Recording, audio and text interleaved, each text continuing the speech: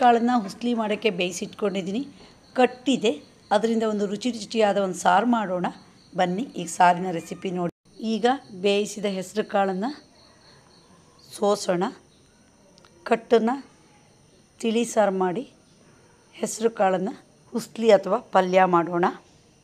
ಈಗ ಬಸ್ತಾಯಿತು ನೋಡಿ, ಇಷ್ಟು ಹೆಸರು ಕಾಳಿನ ಕಟ್ಟು ಸಿಕ್ಕಿದೆ. ಈಗ ಒಗ್ಗರಣೆಗೆ ರೆಡಿ ಮಾಡೋಣ. ಒಲೆ ಮೇಲೆ ಪಾತ್ರೆ ಇಟ್ಕೊಂಡಿದ್ದೀನಿ. 1 ಸ್ಪೂನು ತುಪ್ಪ ಹಾಕ್ತೀನಿ. ಯಾವುದೇ ಸಾರು ಮಾಡೋದಾದರೂ ತುಪ್ಪದ ಒಗ್ಗರಣೆ ಮಾಡಿದರೆ ಅದು ತುಂಬ ಪರಿಮಳ ಜಾಸ್ತಿ. ತುಪ್ಪ ಸ್ವಲ್ಪ ಕರಗಲಿ. ಸಾರಿಗೆ ಪರಿಮಳ ಕೊಡೋದು ಜೀರಿಗೆ. ನಾನಿಲ್ಲಿ ಅರ್ಧ ಸ್ಪೂನು ಹಾಕ್ತೀನಿ. ಸಾಸಿವೆ ಕಾಳು 1/4 ಸ್ಪೂನ್ ಹಾಕ್ತೀನಿ. ಪರಿಮಳಕ್ಕೆ ಹಿಂಗೆ ಹಾಕೋಣ. ಯಾವಾಗಲೂ ತಿಳಿ ಸಾರುಗಳು ತುಂಬ ಖಾರ ಇರಬಾರ್ದು. ನಾನಿಲ್ಲಿ 1 ಹಸಿಮೆಣಸನ್ನು ಸಣ್ಣ ಹೆಚ್ಚಾಕ್ತೀನಿ. 1/4 ಇಂಚು ಶುಂಠಿ ತುರಿ ಹಾಕ್ತೀನಿ. ಶುಂಠಿ ತುಂಬ ಪರಿಮಳ ಕೊಡುತ್ತೆ ಈ ಸಾರಿಗೆ. 4 ಕರಿಬೇವಿನ ಎಲೆ ಹಾಕೋಣ. ಈಗ ಒಂದ್ಸರಿ ಚೆನ್ನಾಗಿ ಒಗ್ಗರಣೆನ ಫ್ರೈ ಮಾಡೋಣ. ಈಗ ಹೆಸರು ಕಾಳಿನ ಕಟ್ಟು ಅಥವಾ ತಿಳಿನ ಈ ಒಗ್ಗರಣೆಗೆ ಹಾಕೋಣ. ಈಗ ಒಂದ್ಸರಿ ಒಗ್ಗರಣೆ ಜೊತೆ ಈ ಕಟ್ಟನ್ನು ಮಿಕ್ಸ್ ಮಾಡೋಣ.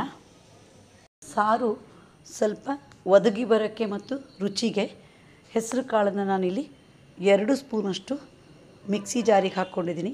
1/4 ಲೋಟದಷ್ಟು ನೀರು ಹಾಕ್ತೀನಿ. ನಯಸ್ಸಾಗಿ ರುಬ್ಬುತ್ತೀನಿ ನೋಡಿ. ಈಗ ಹೆಸರು ಕಾಳು ರುಬ್ಬಾಯಿತು. ಈಗ ರುಬ್ಬಿರೋದನ್ನು ಸಾರಿಗೆ ಸೇರಿಸೋಣ. ಸ್ವಲ್ಪ ದಪ್ಪ ಬರುತ್ತೆ. ಒಂದ್ಸರಿ ಚೆನ್ನಾಗಿ ಮಿಕ್ಸ್ ಮಾಡೋಣ. ಸಾರಿಗೆ 1/4 ಚಮಚದಷ್ಟು ಬೆಲ್ಲ ಹಾಕ್ತೀನಿ. ಹಾಗೆ ಉಪ್ಪು ರುಚಿಗಾಗಷ್ಟು ಹಾಕೋಣ. ಸಾರು 1000 ಬಾರಿ ಕುದಿಬೇಕಂತೆ. ಅದು ಕುದ್ದಷ್ಟು ರುಚಿ. ಆದರೆ ಉಕ್ಕಕ್ಕೆ ಬಿಡಬಾರ್ದು. ಉಕ್ಕಿದರೆ ಅದ್ರ ರುಚಿ ಪೂರ್ತಿ ಹೋಗಿಬಿಡುತ್ತೆ. ಈಗ ಚೆನ್ನಾಗಿ ಕುದಿಸೋಣ. ಆ ಬಿಳಿ ನೊರೆ ಹೋಗಬೇಕು ಪೂರ್ತಿ. ಈಗ ಪರಿಮಳಕ್ಕೆ ಕೊತ್ತಂಬರಿ ಸೊಪ್ಪು ಹಾಕೋಣ. ಗ್ಯಾಸ್ ಆಫ್ ಮಾಡೋಣ.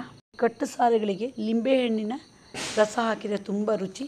ನಾನಿಲ್ಲಿ 1 ಕಡಿ ಲಿಂಬೆಹಣ್ಣಿನ ರಸ ಹಾಕ್ತೀನಿ. ಆಗಲೂ ಲಿಂಬೆಹಣ್ಣಿನ ರಸ ಹಾಕಿದ ಮೇಲೆ ಕುದಿಸ್ಬಾರ್ದು, ಕೊನೆಯಲ್ಲಿ ಹಾಕೋದು. ಈಗ ರುಚಿಯಾದ ಸಾರು ರೆಡಿ ಆಯಿತು ನೋಡಿ. ಎಷ್ಟು ಈಸಿ. ಹೆಸರು ಕಾಳು ಬೇಯಿಸಿದರೆ ಒಂದು ಸಾರಿ ಪಲ್ಯ ಮಾಡ್ಬೋದು, ಕಟ್ಟನ್ನು ತೆಗೆದು ಸಾರು ಮಾಡ್ಬೋದು. ಆರೋಗ್ಯಕ್ಕೆ ಸಹಿತ ಹೆಸರು ಕಾಳು ತುಂಬ ಒಳ್ಳೆಯದು. ಹೀಗೆ ಹೆಸರು ಕಾಳು ಬೇಯಿಸಿದಾಗ ಕಟ್ಟನ್ನು ವೇಸ್ಟ್ ಮಾಡಬೇಡಿ. ರುಚಿಯಾದ ಸಾರು ಮಾಡಿಕೊಂಡು ಸುರಿದು ಊಟ ಮಾಡಿ. ನೋಡಿದ್ರಲ್ಲ ರುಚಿಯಾದ ಹೆಸರು ಕಾಳಿನ ಕಟ್ಟನ್ನು ತೆಗೆದು ಸಾರು ಮಾಡೋದು ಹೇಗೆ ಅಂತ.